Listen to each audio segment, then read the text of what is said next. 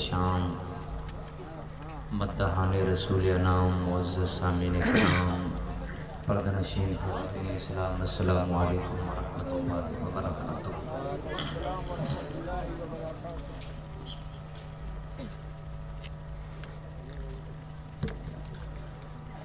الحمد لله الذي خلق الأرض والسماء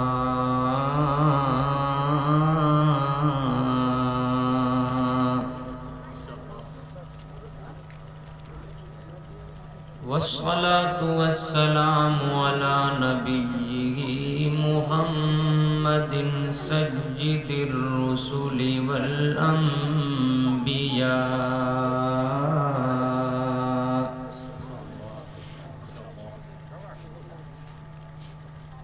وعلى آله وأصحابه الأتقياء،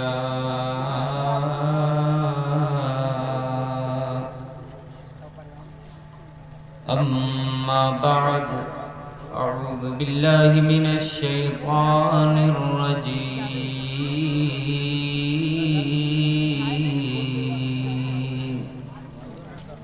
بسم الله الرحمن الرحيم۔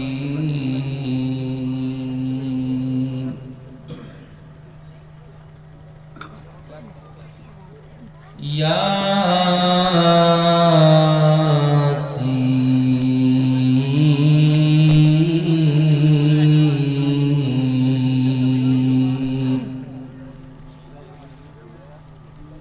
والقرآن الحكيم،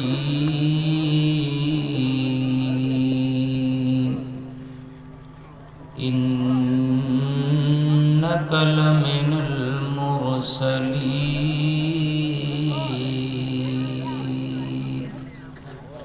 آمنت بالله صدق الله مولانا العلي العظيم، وبلغنا رسوله النبي الأمين الكريم، ونحن على ذلك لمن الشاهدين والشاكرين، والحمد لله رب العالمين۔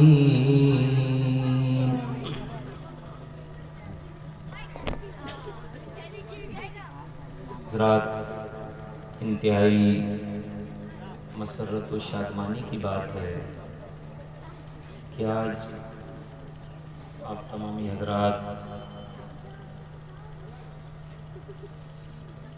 جشن عید میلاد النبی صلی اللہ علیہ وسلم کا انعقاد کیے ہوئے ہیں، اور آپ بھاری تعداد میں بے پناہ محبتوں کے ساتھ شریک بھی ہیں۔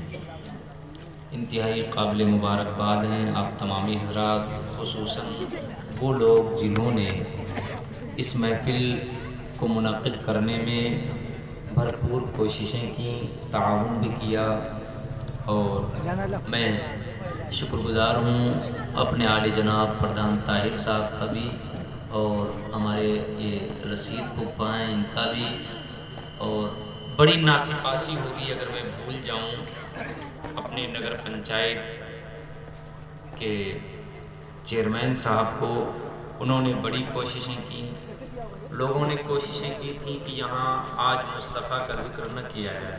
ایک بات ابتداءً بتا دوں، پہلے خوب اچھی طرح ذہن صاف کر کے سنیے، لوگوں نے کوششیں کی تھیں، اور کوششیں ہی نہیں کی تھیں، انہوں نے اپنے اعتبار سے انتھک کوششیں کی تھیں کہ حضور کا ذکر نہ ہو، مگر ہوتا وہ ہے جو خدا چاہتا ہے۔ سبحان اللہ سبحان اللہ۔ توحید بھول گئے، کیا بولے؟ ہوتا وہ ہے جو خدا چاہتا ہے۔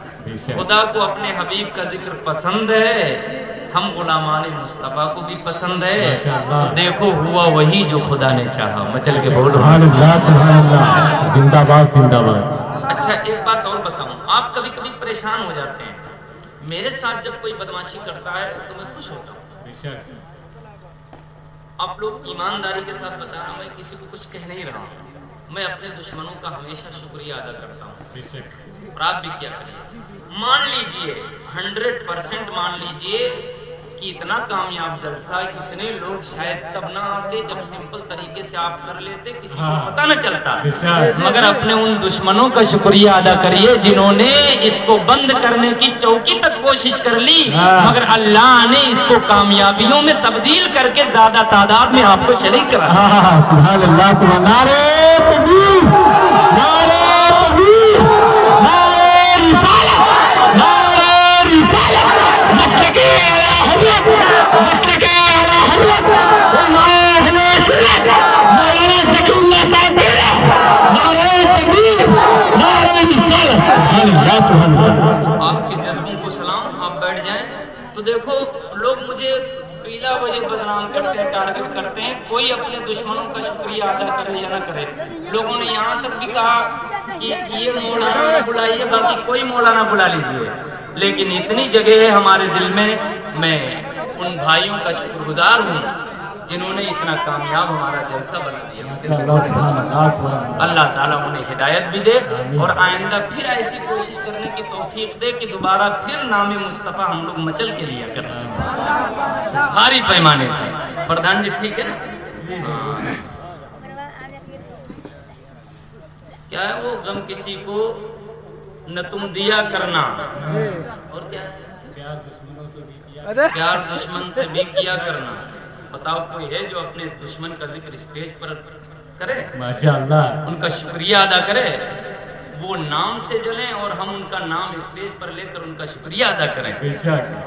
تو جب بھی کوئی اس طرح کرتا ہے یہ ہماری دشمنی نہیں ہے، حضور سے جب کوئی دشمنی کرتا ہے تو ذلیل ہو جاتا ہے، اور حضور کا ذکر تو آلریڈی اللہ نے بلند کر رکھا ہے۔ اللہ فرماتا ہے وَرَفَعْنَا لَكَ ذِكْرَكَ، اے حبیب ہم نے تمہارے ذکر کو بلند کر دیا ہے۔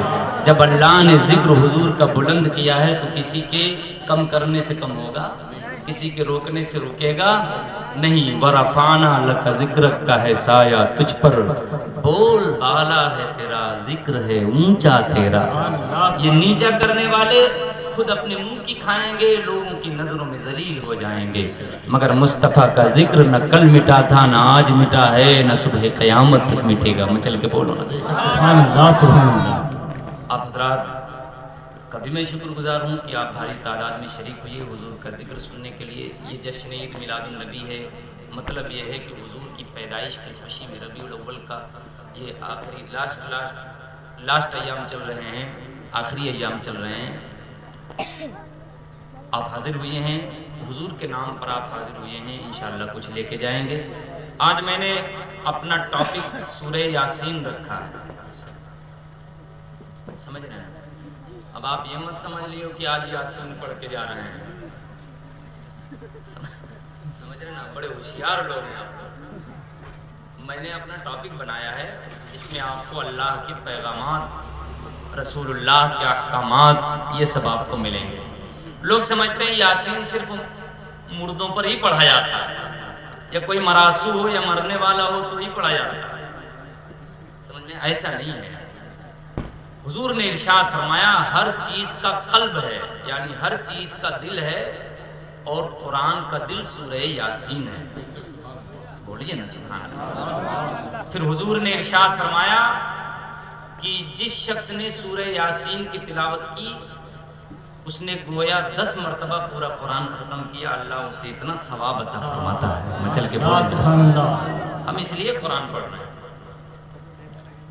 اب میں نے ابتدائی چند آیتیں پڑھی ہیں، اگر آپ نے توجہ کی تو بالکل خاموشی کے ساتھ، چونکہ قرآن شریف پڑھا جائے گا، اور خاموشی کے ساتھ سنیں، عمل کرنے والی چیزوں پر عمل کریں، جو پیغامات دیے جائیں آپ ان کو اپنے ذہنوں میں سینوں میں لے کے جائیں، اور حضور کے غلام بننے کی کوشش کریں۔ اگر حضور کے غلام بن جائیں گے تو سب آپ کے دشمن خس و خاشاک ہیں، آپ کا مقابلہ کوئی نہیں کر پائے گا۔ مجل کے بولیں نہیں انشاءاللہ۔ اب آئیے، یہ تو تقریر نہیں تھی، ابتدائیہ تھا، اب میں یہاں سے تقریر شروع کروں گا۔ آئیے تقریر سے قبل ہم اور آپ مل کر انیس بے کساں، چارہ ساز دردمنداں، شفیع عاصیاں، رحمت عالمیاں، خاتم پیغمبراں یعنی احمد مجتبیٰ محمد مصطفیٰ علیہ التحیۃ والثناء، ارواحنا فدا صلی اللہ علیہ وسلم کی مقدس بارگاہ میں ہدیہ درود و سلام پیش کریں، بلند آواز سے پڑھیں اللہم صلی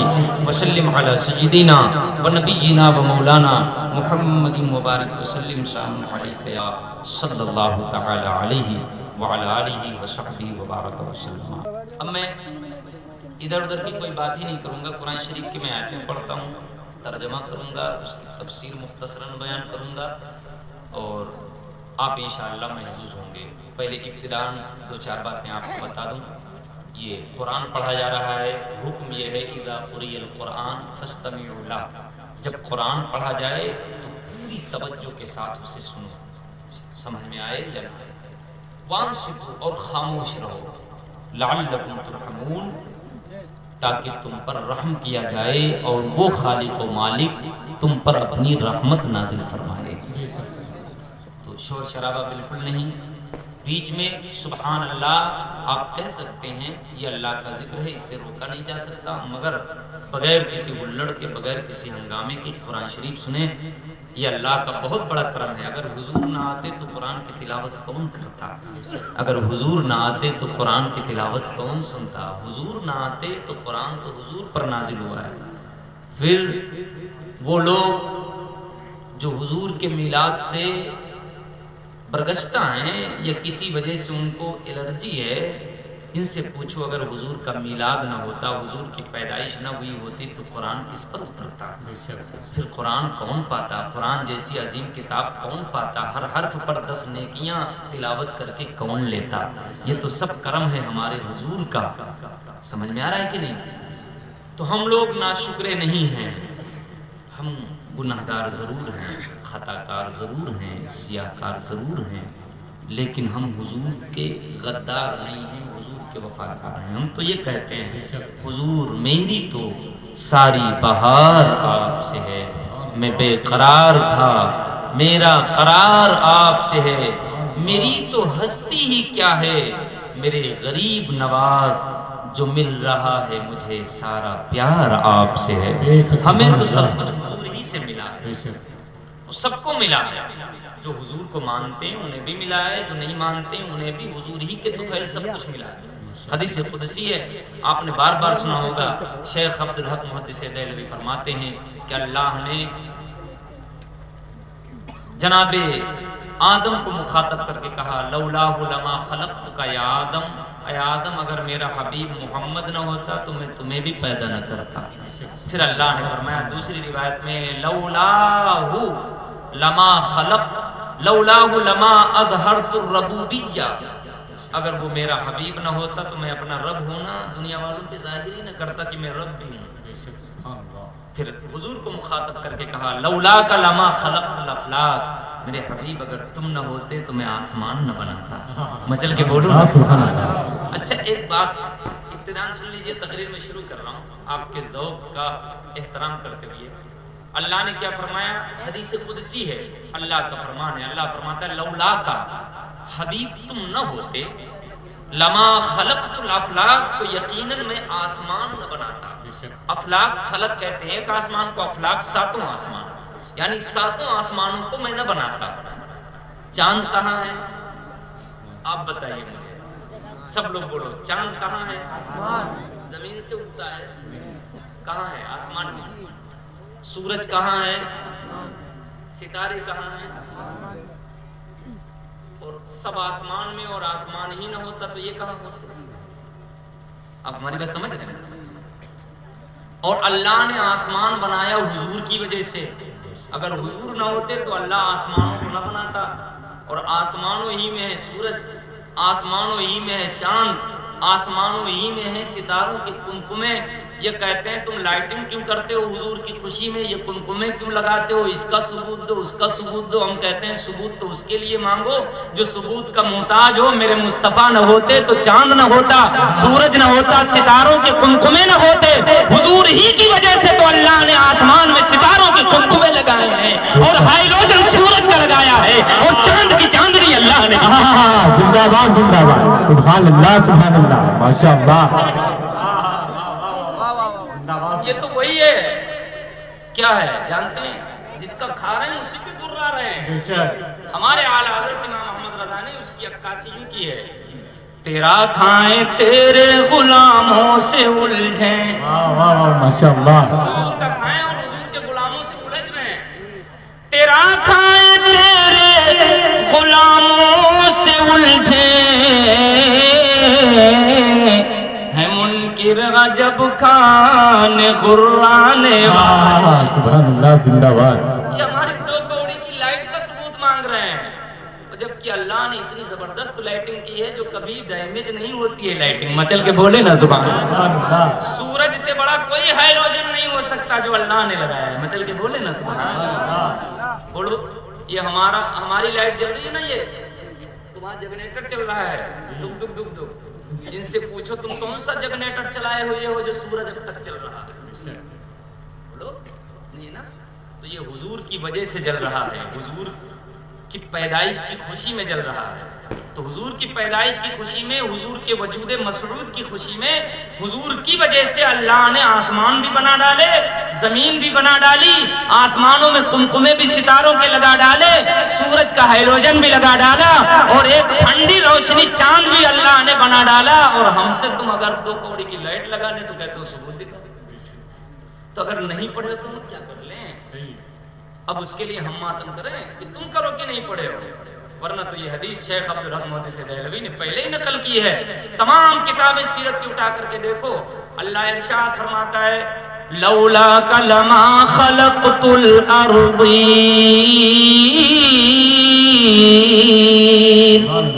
یہ تو آسمانوں کی بات ہوئی. اللہ پاک ارشاد فرماتا ہے: میرے حبیب اگر تم نہ ہوتے تو میں زمینوں کو پیدا نہ فرماتا. زمینوں کو پیدا نہ فرماتا. اگر زمین نہ ہوتی تو ان سے پوچھو کہ کہاں رہتے مولوی صاحب. اگر زمین نہ ہوتی تو پانی کہاں سے آتا؟ کھوپڑی سے. اگر زمین نہ ہوتی تو غلہ کہاں سے آتا؟ پاکستان سے. پاکستان سے بھی نہیں آتا. پاکستان میں بھی غلہ زمین ہی سے اگتا ہے. سب جگہ زمین ہی سے غلہ، اناج، پھل فروٹ سب کچھ زمین سے. اور زمین بنی حضور کے صدقے میں. تو حضور نہ ہوتے تو کھانا پینا، رہنا سہنا، چلنا پھرنا سب مشکل ہو جاتا. تو ہم حضور کے غلام ہیں. ہمیں سب کچھ حضور کی وجہ سے ملا ہے، حضور کی بدولت ملا، حضور کے صدقے میں ملا. کوئی نہ ہوتا اگر حضور نہ ہوتے. سمجھ میں آئے گی؟ تو ہم حضور کا شکریہ ادا نہیں کر سکتے، حضور کا احسان ادا نہیں کر سکتے. اور اللہ نے حضور کی پیدائش کو ایک عظیم احسان کہا بھی. لقد من اللہ علی المؤمنین اذ بعث فیہم رسولا من انفسہم. اللہ نے یقیناً مومنوں پر احسان فرمایا جب انہی میں سے ایک رسول بھیج دیا.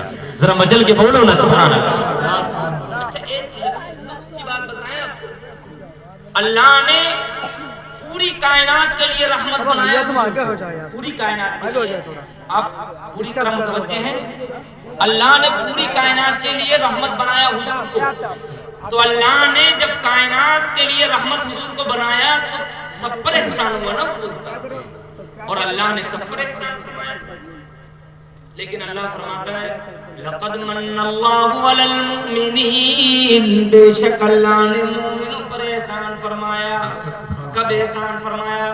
اذ بعث فیہم رسولا من انفسہم. جب اللہ نے انہی انسانوں میں سے ایک رسول آمنہ کا لال بھیج دیا. سبحان اللہ. اے میرے مالک و مولا تو نے دوسری جگہ ارشاد فرمایا وما ارسلناک الا رحمتا للعالمین. اے حبیب ہم نے پوری کائنات کے لیے، عالمین کے لیے تجھے رحمت بنا کر بھیجا. میرے مالک جب پوری کائنات کے لیے تو نے اپنے حبیب کو رحمت بنا کر بھیجا تو پوری کائنات کے لوگوں پر تیرا احسان بھی ہوا. مگر جب احسان بتانا ہوا تو تو نے فرمایا ہم نے صرف مومنوں پر احسان فرمایا.